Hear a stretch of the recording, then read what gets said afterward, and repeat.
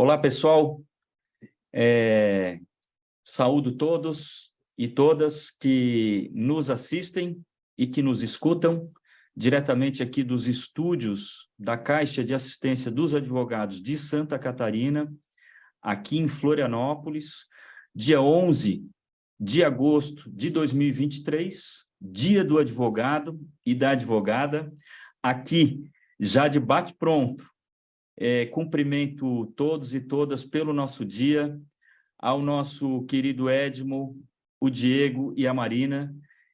Felicidades a nós, né, nessa missão que é tão importante para a sociedade. A Comissão de Direito Tributário da OAB, por meio do seu podcast aí, intitulado Ativo Intangível, entrevista hoje o nosso querido Edmo Conag Neves, diretamente aí de São Paulo, penso eu, e nós trataremos aí do tema compliance empresarial e também a sua carreira. O Edmo, ele é bacharel em Direito, é mestre e doutor em Direito também, esteve presidente do Instituto Brasileiro de Direito e Ética Empresarial, IBDE, professor em diversas entidades, palestrante, autor de livros e é sócio do Missão Compliance. No programa de hoje, contamos também com os facilitadores e que eu já digo que acumulam aí as funções também de convidados especiais.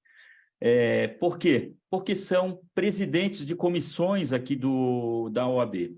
A Marina Miranda, ela é advogada e está presidente da Comissão de Conformidade e Compliance aqui da OAB de Santa Catarina. Em breve ela vai ser mamãe, está aqui do meu lado acariciando um barrigão, muito bom. Eu forcei, né, com dois corações, será que vem, será que não vem? Essa barriga está crescendo cada vez mais, mas daí veio, que legal, fiquei muito feliz dela estar aqui conosco. Ele já escutando coisas aí de carreira e de ativo intangível, já achando um mundo certamente bastante barulhento, né, Marina? E também o Diego Niels, é isso? Diego Niels, advogado e presidente da Comissão de Direito Empresarial, também aqui da nossa Ordem Seccional de Santa Catarina. A ideia de tê-los hoje é para que nós conversemos com o Edmo de uma forma aí multidisciplinar, já que o compliance empresarial no todo, ele é aí multifacetado. Então, a ideia de trazer para o nosso ouvinte uma comunhão dessas três comissões e tentando explorar aí o máximo possível do Edmo no nosso encontro de hoje. Uma satisfação muito grande em ter dois presidentes de comissão, eu também estou em uma presidência, e eu penso, e também discutindo com os demais, também entendem que o tema ele se interrelaciona. O objetivo, então, ele está posto aqui hoje, captar do Edmo esses vieses aí do compliance no tocante ao direito tributário, empresarial e da conformidade. E ainda conversando um pouco sobre a sua carreira, levando ao nosso público bons exemplos e inspirações, extraindo o máximo que a gente pode dos seus ativos intangíveis. Sem mais delongas, então, Edmo, eu inicio com a primeira pergunta, depois vai ter aí uma variação delas com a Marina e com o Diego, até o final. Bem, a primeira, então, Edmo, o que te levou às graduações e especializações? Olá a todos. Antes de mais nada, muito obrigado por essa oportunidade de estar aqui com vocês, o grande amigo André, Marina, o Diego. Realmente é um privilégio e eu quero confessar desde logo, sem incorrer em nenhum risco de não ser sincero, Santa Catarina é um estado que eu tenho um carinho todo especial, não só pela natureza, como pela cultura também. Estive aí recentemente, já estive aí mais de 10 vezes. Eu sou um fã de Santa Catarina por esses dois motivos, não só a natureza, mas a cultura também.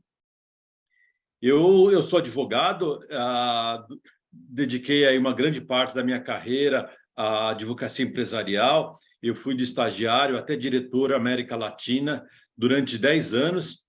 Eu fui diretor, antes eu tinha trabalhado como gerente por mais 20 anos, enfim, foram 30 anos trabalhando dentro de empresas. E aconteceu de quando eu me tornei diretor pela primeira vez de uma grande multinacional, acumular a função de compliance. Naquela época, ninguém falava de compliance, a empresa tinha tido problemas no exterior e foi obrigada a criar um programa de compliance. Isso em 2005, ou seja, já tem aí quase 20 anos. E aí, gradualmente, de diretor jurídico, eu fui me transformando cada vez mais num diretor de compliance. E aí, eu trabalhei numa outra grande multinacional, e desde então eu saí e passei a ser consultor, como você comentou, consultor da Missão Compliance. Durante os anos de advocacia empresarial, eu fiz mestrado e doutorado em tributário.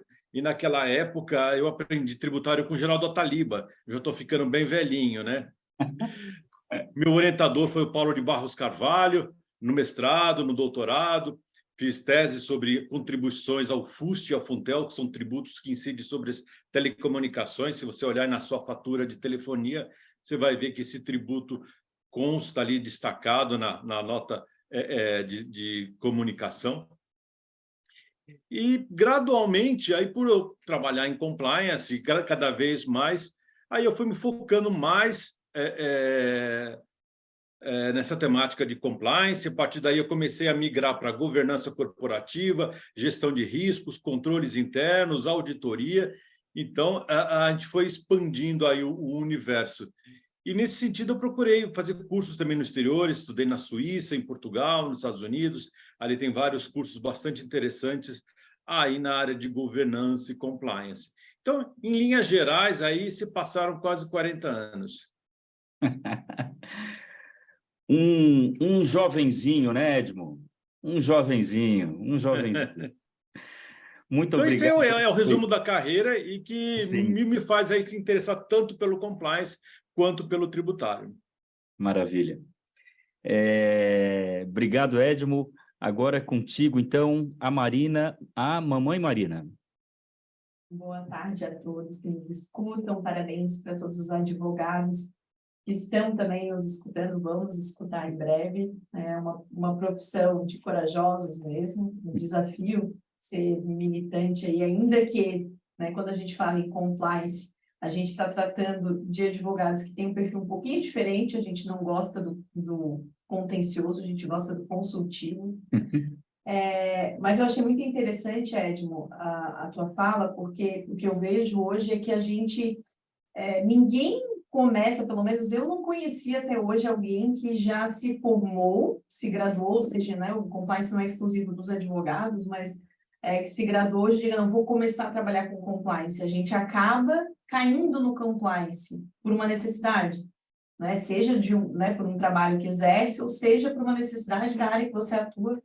Na maioria das vezes, eu acabo vendo isso, né? E pelo menos comigo aconteceu assim também.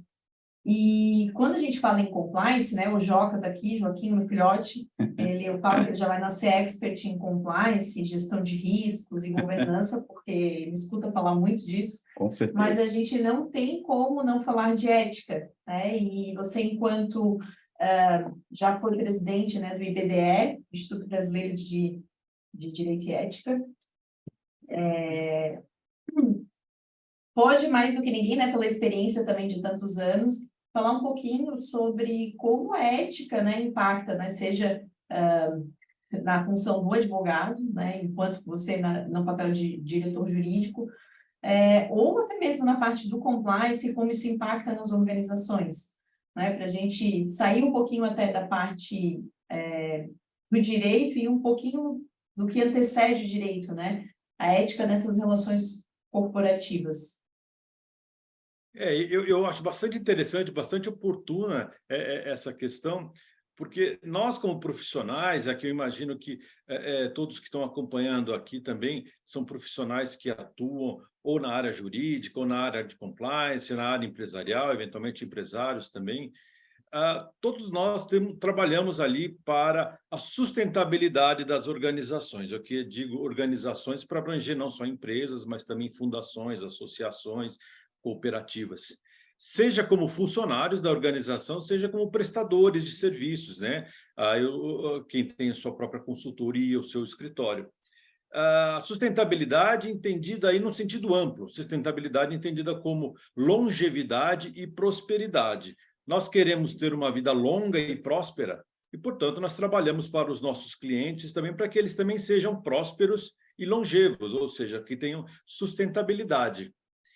E aí, nesse sentido, a gente percebe, nos últimos, digamos assim, 30 anos, uma percepção crescente da importância da ética para a sustentabilidade das organizações. E aí a gente tem que tomar cuidado aí como é que a gente usa o termo ética, porque é um termo aí disputado por vários conceitos diferentes, né? A gente usa normalmente ético como sinônimo de moral, como sinônimo de honestidade, mas se você faz uma análise filosófica, por exemplo, você começa a fazer uma distinção, a moral como sendo ali os costumes, as práticas bem aceitas pela sociedade, e a ética como sendo o estudo, a reflexão sobre a moral. Então, aí tem uma separação entre o moral e o ético. Ética como um ramo da filosofia que estuda a moral. Então, mas a gente aqui, por uma questão de praticidade, a gente usa ética e moral como sinônimos, e aí, em grande parte, até como sinônimo de honestidade. E aí a gente pensa o seguinte, poxa vida, é importante as empresas serem honestas, as organizações serem honestas, cumprirem as normas. Eu vejo que cada vez mais, aí acho que em grande parte pela globalização, as organizações nacionais começam a competir com as internacionais, e o compliance, o cumprimento das leis, da honestidade, é um fator decisivo para a longevidade das organizações. Acho que é desnecessário a gente dizer aí vários casos famosos que a gente viu na mídia nos últimos 10 anos de organizações desonestas, organizações com líderes desonestos e que acabaram ou falindo ou reduzindo enormemente o seu volume de negócios. A gente sabe que má reputação prejudica os negócios, então só pensando aí no risco, e eu sou fã de gestão de riscos, né? Pensando só no risco de imagem.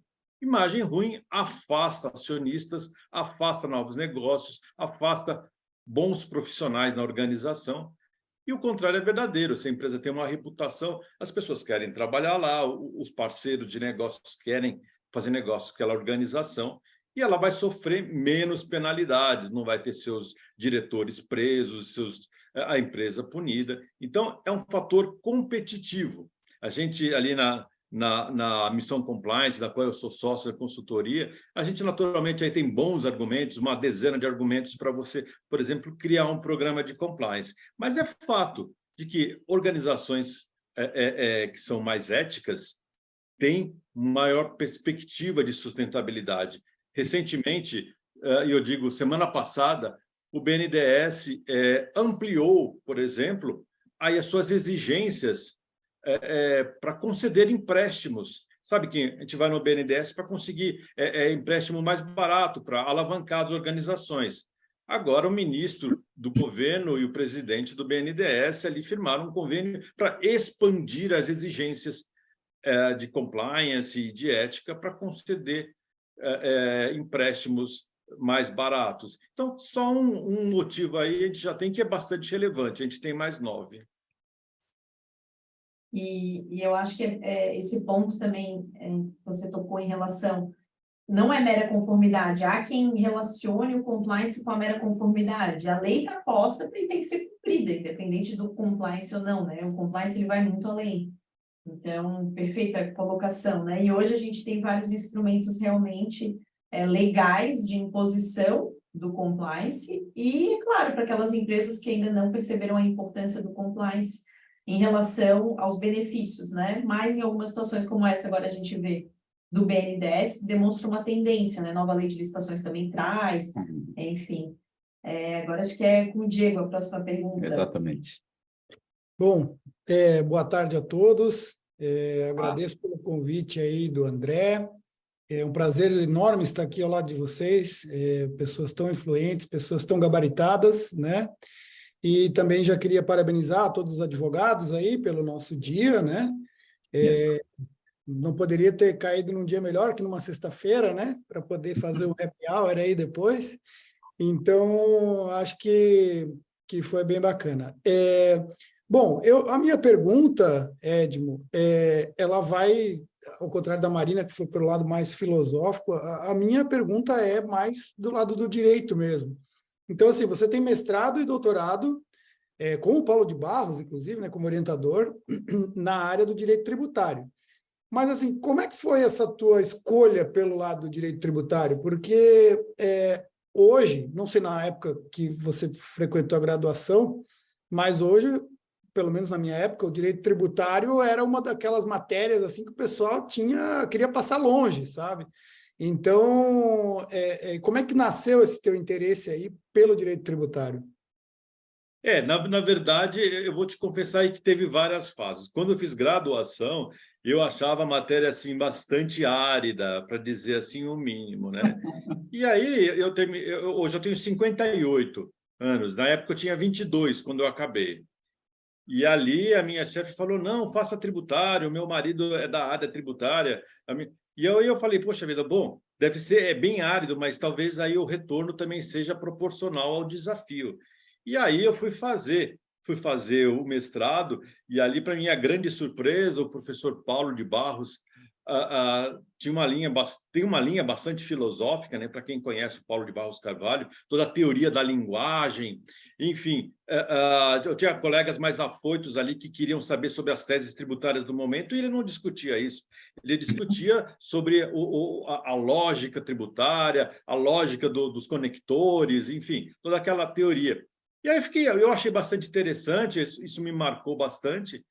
E aí, nos anos que se passaram, seguintes, nós tínhamos grandes congressos do Geraldo Ataliba, do IDEP, inclusive aí a de Santa Catarina, vinha pessoas de vários estados, a de Santa Catarina era, se não me engano, Eugênio Doim Vieira, se não me engano. Exatamente, era o orador, né? Foi orador muitos anos seguidos no congresso do IDEP, né?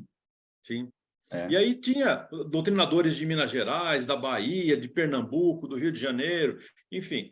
E ali eu vi aquela constelação de estrelas assim, eu falei, um dia eu vou chegar lá. E aí eu segui. E nos anos seguintes começou uma grande fase na área tributária, que foi das teses tributárias. Então, foi o auge do contencioso. Alguns colegas ficaram milionários naquela época. E aí existiam mais de 30 teses tributárias disputadas em juízo, e aí começou-se um grande contencioso tributário. Naquela época também teve o bloqueio de cruzados, enfim, foi ali nos anos 90, no começo dos anos 2000, foi uma fase bastante agitada, e aí eu participei em grande parte disso, mas como advogado interno de empresas. E aí depois eu segui trabalhando em telecomunicações, aí fui fazer a minha tese sobre as contribuições ao FUST e ao Funtel. Sempre me interessei bastante pelo ICMS, o princípio da não cumulatividade, toda a lógica que existe ali, ou falta de lógica às vezes, né? Mencionando aí o Alfredo Augusto Becker sobre o manicômio jurídico tributário, Exatamente. que hoje em dia aí é parafraseado por muitos, e o pessoal não lembra que quem cunhou o termo aí muito no passado foi o Alfredo Augusto Becker, lá do Rio Grande do Sul. Então, foi esse caminho aí que eu trilhei, trabalhando como diretor ou como gerente jurídico, mas sempre acompanhando o tributário, e ainda atuo também um pouco na área tributária, mas hoje é mais com compliance, governança e riscos. Ah, legal. O pouco que eu conheço aí das obras do Paulo de Barros Carvalho é assim, você vê o direito com outros olhos, né? A questão semântica que ele aborda muito e assim é muito interessante mesmo. Bom, então agora a próxima pergunta é do André, é isso? Isso aí. Passo a palavra, então. Um ganchozinho rápido, né? Paulo de Barros Carvalho, bastante nessa questão o jus filosófico, possivelmente, né? Então, eu também fui muito influenciado por ele, tinha dificuldade, às vezes, de compreensão de toda a extensão que ele nos propunha. E eu achei uma questão muito legal do Ives Gandra, num congresso uma vez, ele dizendo, o Hugo de Brito Machado é o nosso Jorge Amado do direito tributário, né? E o Paulo de Barros Carvalho, eu arrisco dizer que seria o nosso Machado de Assis, talvez, né? Bem Então, colocado. a gente tem isso, né? Alguém que fala de modo popular com o público, né? O Hugo de Brito, que faleceu recentemente, e o Paulo de Barros com toda aquela densidade que tinha que parar, refletir, né? A velocidade dos dias de hoje, aí eu vejo isso também com um grau assim, de dificuldade. A gente tinha que mergulhar e mergulhar de corpo e alma, né? Não era só corpo, não. Bem, André, se você me permite, o diga, professor por Paulo de favor. Barros, sobre essa questão da linguagem, ele sempre destacou aí que nós temos aí a semântica, que é a relação do signo com o seu sentido. Temos a sintática, que é a relação do termo com os outros termos, e temos a pragmática, que aí é a relação do termo com os usuários, ou seja, os jargões, as gírias, enfim. Então, você tem que lembrar dessas 3 dimensões aí da linguagem. E no direito se aplica a mesma coisa, né? Não basta você analisar só a norma, você tem que analisar o contexto que ela está e também como os operadores do direito entendem isso. Salvo engano, ele tem direito tributário, linguagem e semiótica, ou algo do gênero. Ele também era uma pessoa que desenvolveu muito a questão da semiótica, né? Os signos, os significados, enfim. Daria para a gente ficar conversando aqui 1 hora sobre a densidade que ele tem, e não fica, às vezes, só no tributário puro, né? Traz uma visão muito mais, uma dimensão muito maior. Bem, Edmo, queria que tu explicasse aí para o nosso público o que tem a ver aí governança corporativa e compliance. Um está sobre o outro, não está, um não fala com o outro, enfim, dá essa compreensão, né? Muita gente, às vezes, coloca tudo num mesmo conceito, e eu acho que é oportuno que tu nos esclareça isso aí. Olha, esse é um desafio que eu sempre apresento para os alunos, né? A gente faz alguns desenhos ali, o pessoal ouve falar em governança, riscos, compliance, e tem aí outra, ou para botar mais lenha na fogueira, nós temos controles internos, temos auditoria, e tem até o LGPD aí, que eu acho que a gente pode colocar dentro de riscos, que minha sócia não me ouça, porque minha sócia é focada em LGPD, mas eu fiz curso de conselheiro de administração lá no IBGC e atualmente eu sou membro do comitê de ética do IBGC. E ali eles têm um conceito bastante interessante sobre governança. Então fala dirigir, monitorar, resolver conflitos da organização e dos stakeholders. Stakeholders é um termo que a gente deve dominar não só em compliance, mas em governança também, que são as partes interessadas, ou seja, os fornecedores, os clientes, os órgãos de direção, o órgão representativo dos funcionários, eventualmente uma agência reguladora, todos aqueles grupos que, de alguma forma, interagem com a organização e influenciam no seu destino.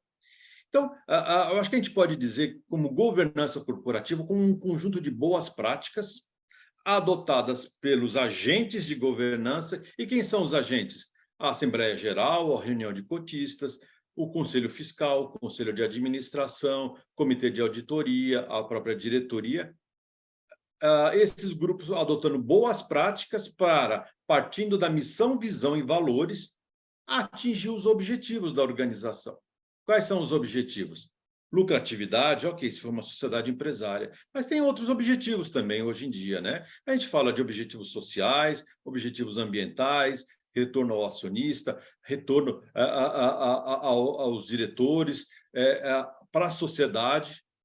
Então, essas boas práticas para atingir esses objetivos a partir de uma missão, visão e valores adotadas pelos agentes de governança. Bom, então aí é uma visão macro da governança. Para a governança funcionar, ela precisa ter vários suportes. Uma delas é a área de compliance, que tem ali o operacional do compliance, que é fazer código de conduta, escrever políticas, dar treinamentos, fazer canal de denúncias, investigar. Isso aí é o operacional. Só que não adianta você ter essas boas práticas de compliance se você não tiver o suporte da alta administração, que é o que a gente chama de tona de top, o tom da liderança.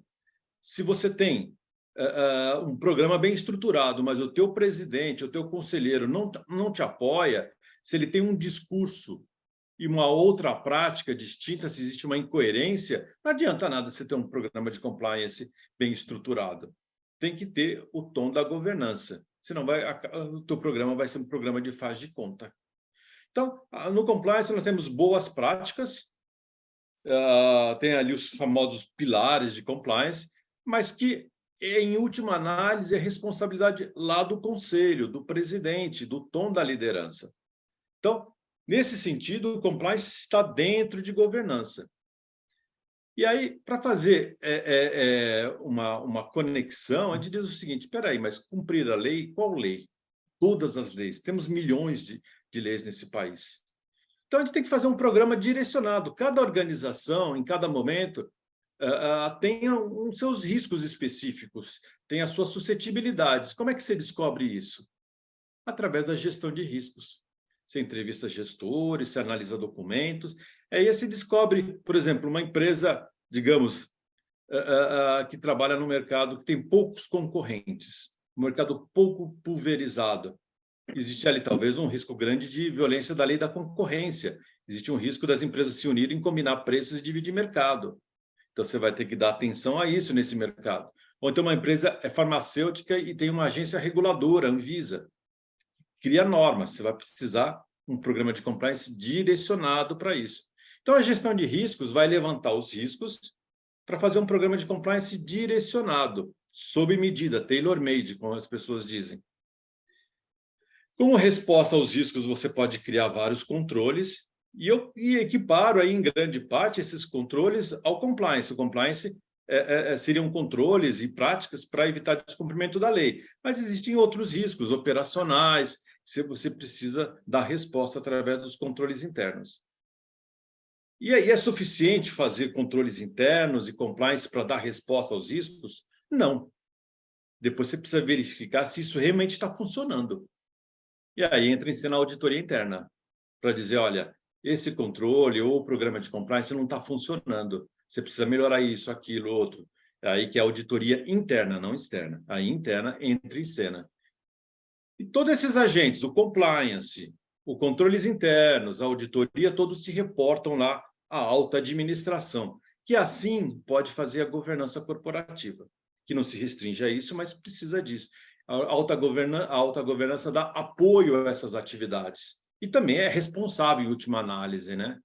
Se, por exemplo, tem uma violação ambiental, a empresa derrubar óleo no solo, quem é que vai responder perante a lei? É o presidente da empresa. A hipótese que nós temos aí de crime de pessoa jurídica. Então, ele tem que acompanhar ali o compliance, dar apoio, questionar, perguntar, monitorar, porque, em última análise, ali quem vai responder, quem tem a responsabilidade administrativa ali, no caso, é o presidente, responsabilidade legal. E no tributário também, né? Verdade. Muito bom, Edmo, muito bom. Então, espero ter dado aí uma visão aí sobre a governança, o compliance, a auditoria e o controle interno. Eu, às vezes, em aula, me arriscando aí a passar um pouco, eu digo, a governança está no gênero e o compliance está na espécie, né? Assim, bem grosseiramente, né? Muito grosseiramente. Mas, às vezes, para ter um desenho, porque muitas vezes as pessoas confundem, acham que são, às vezes, até expressões sinônimas, né? E não, né? Fazem parte uma da outra, estão ali numa engrenagem, digamos assim, mas não são a mesma coisa, né? Andam de mãos dadas, Isso. mas não são Não são a mesma coisa, né? É. Bem, Marina, então, já que tu falou um pouquinho agora, já começa com a tua pergunta e explora um pouquinho o Edmo.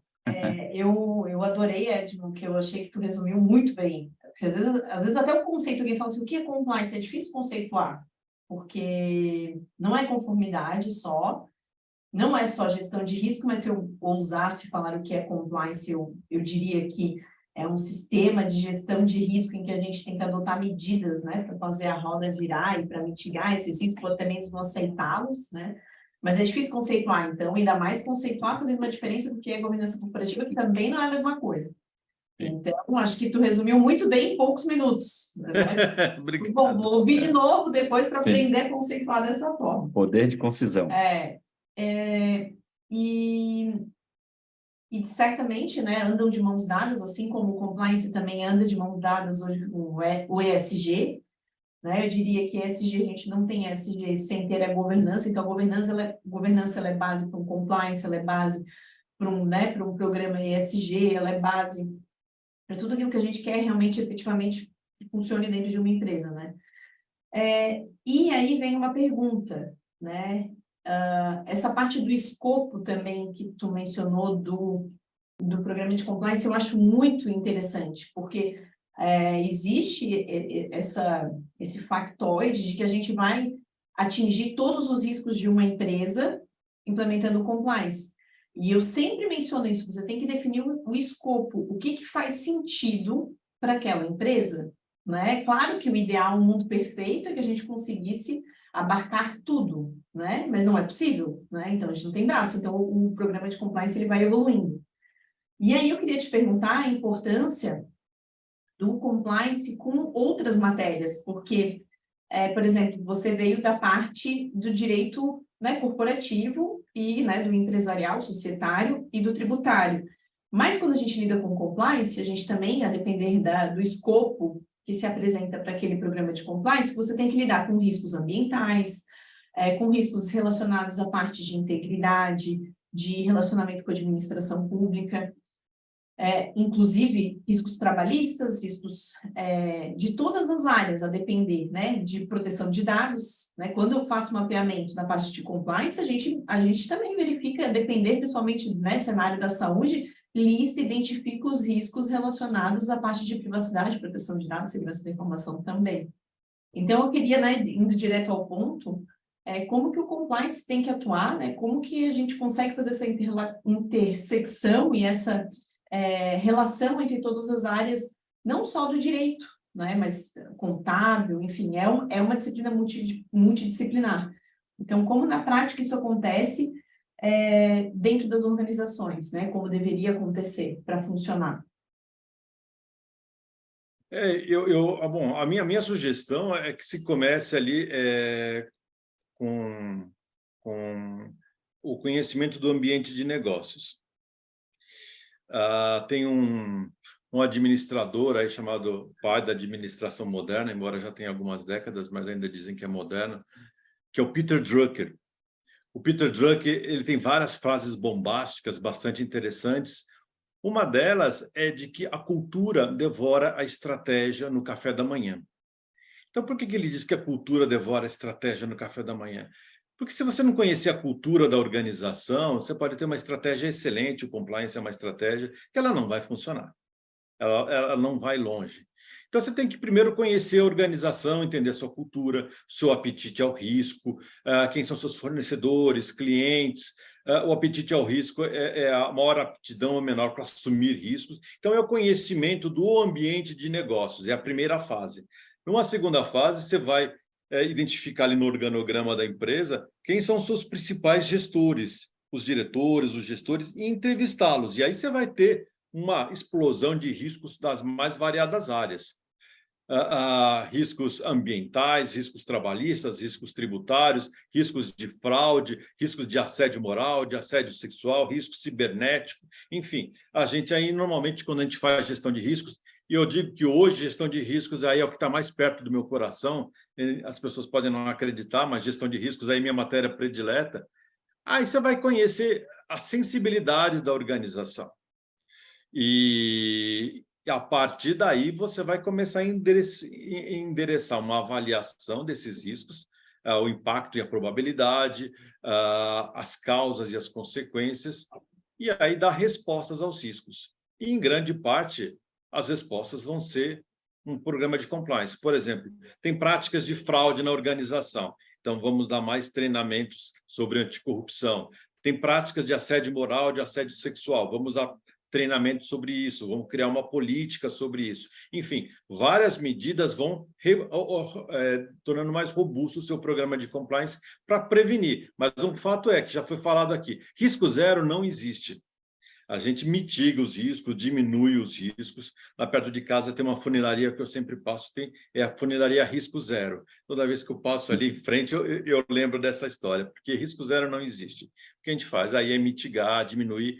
Se você pensasse em termos jurídicos, a gente poderia falar, olha, pensando assim, filosoficamente, nosso trabalho é transformar o dever ser no ser, lembrando aí do Kelsen, né? Ou seja, a gente trabalha para a eficácia social da norma, para dar a empresa estar cada vez mais cumpridora das normas. E aí você precisa conhecer quais são os principais riscos. É lógico que existem temas comuns que todo código de conduta deve tratar, como não discriminação, não existência de assédio, respeito ao meio ambiente, respeito à sociedade, respeito aos funcionários, enfim. Mas cada organização vai ter suas peculiaridades ali. Por exemplo, você exporta, sua empresa exporta, seu cliente exporta, pode ser que tenha que respeitar normas de restrição das exportações. E aí começa a ter coisas mais específicas, dependendo do tipo da organização. Então, no Código de Conduta, você vai ter temas comuns a todas as empresas, e também alguns temas específicos, dependendo do tipo de empresa. Eu não sei se eu respondi aí a sua pergunta, mas o caminho é mais ou menos esse aí. Conhecer a cultura, depois conhecer os riscos, e daí montar o teu programa de compliance direcionado, e depois auditar, né, para ver se está funcionando. Perfeito. Bem por aí. Isso aí não é uma tarefa fácil, né? Fazer isso. A gente fala assim de muito resumido, mas é difícil. Hoje em dia, por exemplo, a gente faz muitas investigações lá na nossa consultoria, a gente chama para fazer investigações. E aí, por exemplo, assédio sexual e assédio moral é um tema que acontece muito nos canais de denúncia. Ou então, riscos cibernéticos. Acho que é um risco mais popular que existe hoje em dia, invasão de informações, sequestro de informações. A gente mesmo, como pessoa física, né, está todo dia aí recebendo mensagens indevidas, querendo acessar o nosso sistema, nossas informações. Então, o risco cibernético aí é um risco que tem que estar em qualquer programa de compliance, treinamentos e orientações. Perfeito. Obrigada, Edmo. Acho que é o Diego agora. Diego, Sua vez. Isso. Edmo, antes, quando você falou no seu primeiro contato, acho que com o Compliance, foi lá pelo ano de 2005, se não me engano, você contou a história de uma empresa multinacional, né? A gente sabe que, às vezes, a sociedade anda num ritmo e, às vezes, o legislativo não consegue acompanhar esse ritmo da sociedade, porque, às vezes, demora para regulamentar processos burocráticos, etc. A lei de anticorrupção, né, a Lei 12.846, ela foi editada aqui no Brasil em 2013, agosto de 2013. E nesse mês de agosto ela está fazendo 10 anos, né? Então eu queria saber de você qual é o seu balanço dessa lei? Se teve um saldo positivo, negativo, o que você avalia desde esses 10 anos aí de lei de anticorrupção? Eu acho que é uma lei que cresceu muito em termos de eficácia, é uma lei que já trouxe a sua aplicação, né? Trouxe aí muito retorno para empresas estatais, para o governo, em termos de devolução, de indenizações, pagamentos de multa. Eu acho que está mudando a sociedade de maneira acentuada. É lógico, muito longe do que a gente gostaria, né? Se você tem aí a honestidade como valor, a transparência, a gente gostaria que ela tivesse uma eficácia muito maior. Mas, perto o cenário que nós tínhamos 10 anos atrás, o cenário que nós temos hoje, ela implicou aí na criação, aí parafraseando uma autora americana, na criação de um exército de profissionais de compliance, mudou as práticas nas organizações, as práticas também no governo federal, estadual, municipal, mas é lógico, existe muito caminho ainda pela frente. Foi citado aqui a lei de licitações, né? A lei de licitações, a lei nova, né, de licitações, nova assim, digamos, 2 anos, sim, mas ela faz 4 referências a programas de integridade, empresas que tenham ganhado licitações de grande vulto tem que ter programa de integridade, vai ser um critério de desempate em licitações, é um critério para se reabilitar empresas desabilitadas, e ainda é o fator de redução de penalidades. E também sobre gestão de risco. Se você pega a lei de licitações, coloca ali um Ctrl F, escreve risco, você vai encontrar 35 referências a risco. A lei antiga, a 8666, não falava nada de risco. Então, é um conjunto de normas aí que tem mudado bastante a realidade brasileira. Se você olha ali na lei anticorrupção, eles tratam de cadastro de empresas inidôneas, acordo de leniência, penalidades, sobre a CGU, enfim, tem várias dimensões lá na lei anticorrupção. Eu entendo que ela tem sido suporte para uma mudança social grande. Muitas coisas mudaram, mas naturalmente ainda existe muito mais a ser feito. Legal. Com certeza. Ainda daqui a pouco já deve estar na hora de uma atualização, né, dessa legislação aí para quem sabe incrementar e melhorar aí alguma coisa. Então é isso. Passo a palavra. Desculpa. Não, só para complementar, eu entendo a lei anticorrupção, ela foi regulamentada em 2015 e agora em 2022 saiu um novo decreto. E ali você tem um detalhamento, por exemplo, o que pode ter um programa de compliance de fundamental. Então, ele elenca 15 itens para o que se considera um programa de compliance efetivo. No decreto antigo estava no artigo 42, agora está no artigo 57.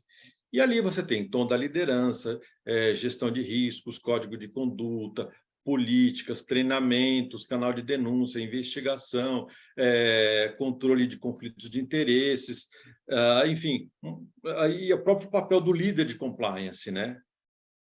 Quem é essa pessoa? Qual é a responsabilidade? Até uma preocupação aí, porque alguns juízes entenderam que o diretor de compliance seria responsável por qualquer violação. Isso aí eu acho um absurdo, né? O Sim. diretor de compliance ele é responsável por colocar o plano em ação e ser diligente. Mas se acontece violação mesmo assim, está além do controle do diretor de compliance. E quando ele recebe, né, algo, né, ele percebe que algo está fugindo do que está planejado para aquela organização, ele alerta, mas ele não tem como tomar a decisão pelo diretor, enfim, por quem está à frente, pelo administrador. Então, eu concordo, Edmo, esses entendimentos, né, são bem absurdos, mas eu creio que isso está mudando, essa visão. Trazer uma questão que é subjetiva e apontando o dedo de uma maneira objetiva ao chefe de compliance ou algo do gênero, a uma responsabilidade que, como tu falou, Marina, não dá para se ter, né? Não é porque tem as 15 regras ou algumas outras que, porque não cumpriu uma delas, aí, não, tu é responsável, né? Em outras grandes organizações, tem conselho de administração, tem conselho fiscal, muitas vezes também há outros comitês, né? É uma gama grande de subjetividades que aí, então, deságua tudo nas costas de um chefe compliance, né? Não me parece que esse seja o caminho, também eu voto com o relator Edmo nesse aspecto. Obrigado. Bem, eu acho que está comigo, né, Marina? Agora, eu gostei, Edmo, que tu quase que preparou a minha pergunta aí com a tua resposta ali. Achei muito boa, deixou a bola quicando ali para mim. A minha pergunta é o seguinte: o compliance é assunto apenas para grandes empresas ou também as pequenas e médio empresas elas devem se voltar ao compliance?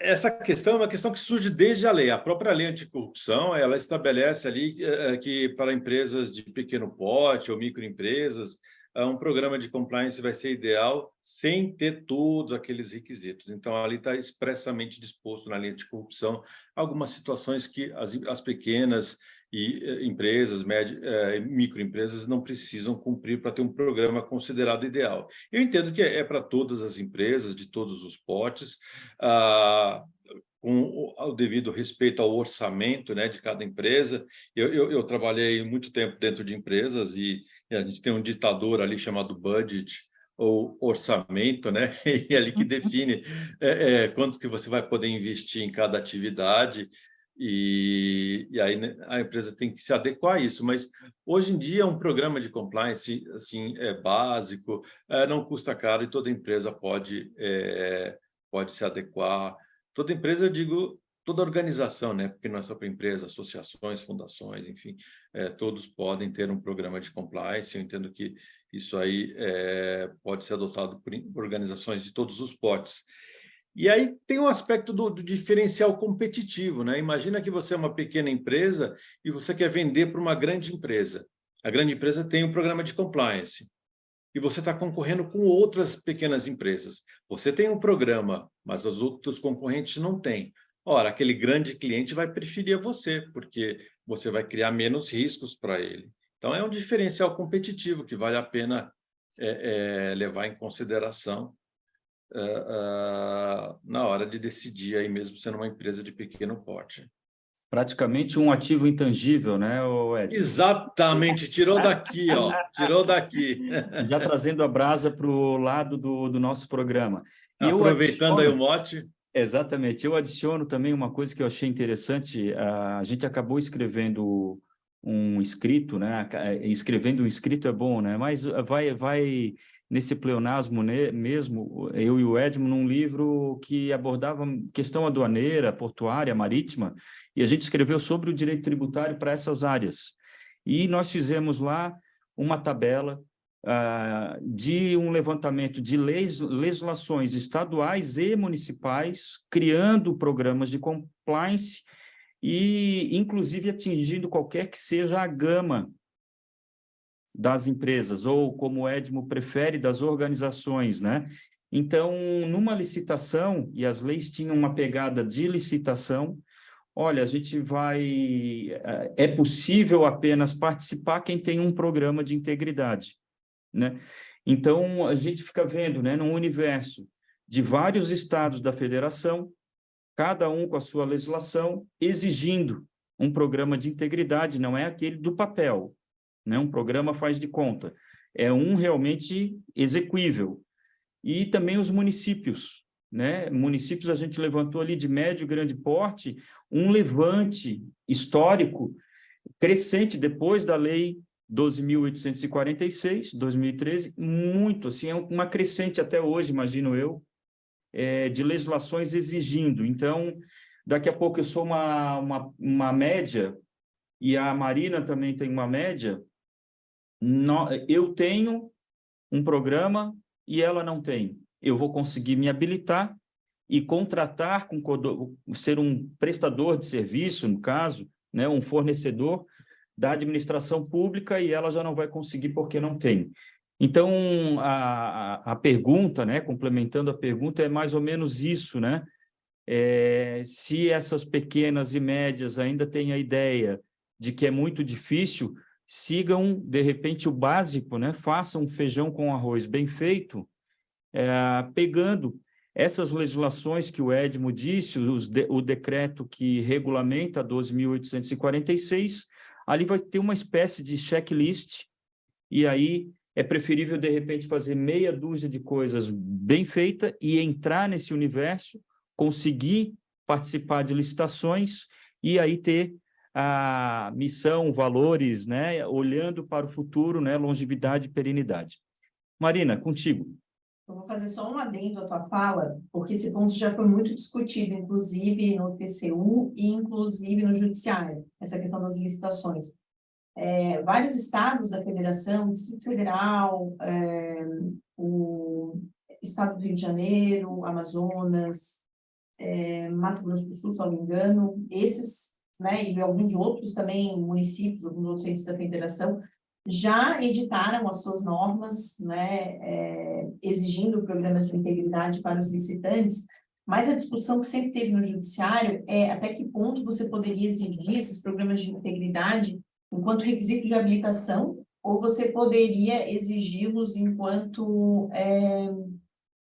uma obrigação contratual. E hoje o entendimento, porque a Petrobras, por incrível que pareça, hoje ela tem um programa de integridade super forte, ela começou a exigir e aferir o grau de risco de integridade, começou a barrar algumas empresas de participarem de licitações, porque tinha um risco de integridade muito alto, não é nem a questão do programa de integridade em si. Isso começou a ser discutido, até que ponto você pode exigir das empresas, na fase de habilitação, o programa de integridade, se isso seria possível em razão dos requisitos da norma em relação aos critérios de habilitação.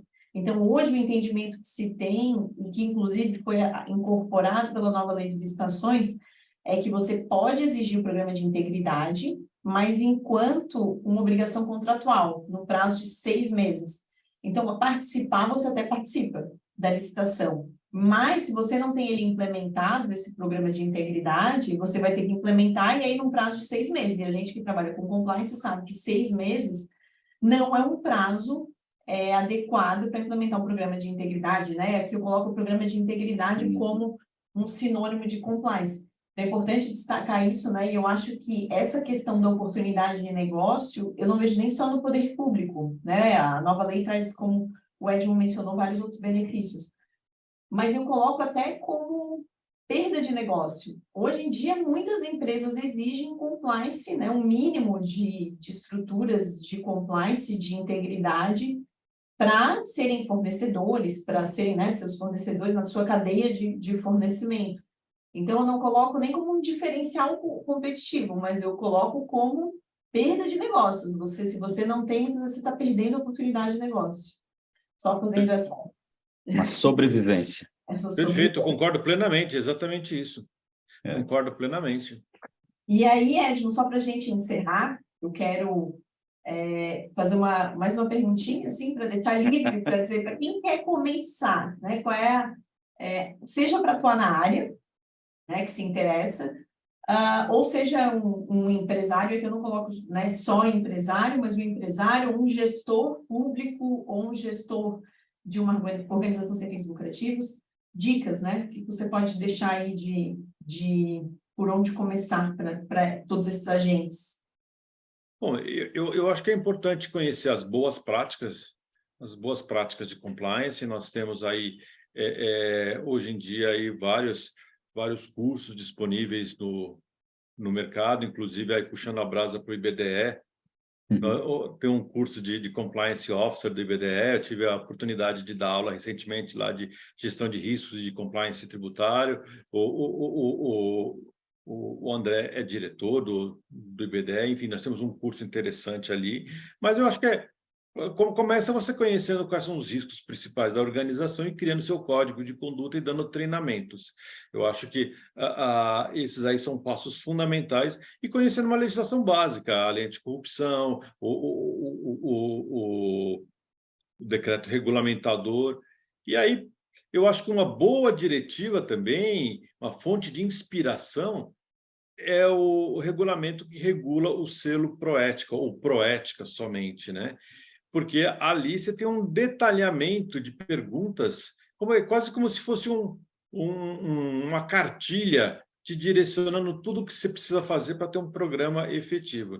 Então, entra lá na CGU, a Proética, regulamento, e ali você tem um regulamento detalhando uma série de perguntas que você pode fazer para a organização e ter a prova de que aquilo está sendo cumprido. Então, de um lado é treinamento, e de outro lado, para o empresário entender em que medida um programa vai ajudar a prosperidade da organização, vai ajudar ela a ter uma vida longa, realizar mais negócios, evitar perdas com fornecedores que podem aí estar superfaturando, evitar a responsabilidade do administrador, né? Porque se ocorre uma violação, o sócio, o diretor, o conselheiro vai ser responsabilizado. Então, é bom também, né, ter ali um programa de compliance como um escudo, dizendo, olha, eu fui diligente, eu fiz o que podia fazer. Então, eu tenho uma justificativa se acontece mesmo assim uma violação. Eu fui diligente em adotar boas práticas de honestidade e de ética. Então, aí são várias coisas que justificam ali um investimento num programa de compliance. Perfeito, Edmo. Muito obrigada aí por compartilhar tanto conhecimento. Eu já me despeço aqui do programa, a gente está chegando na reta final.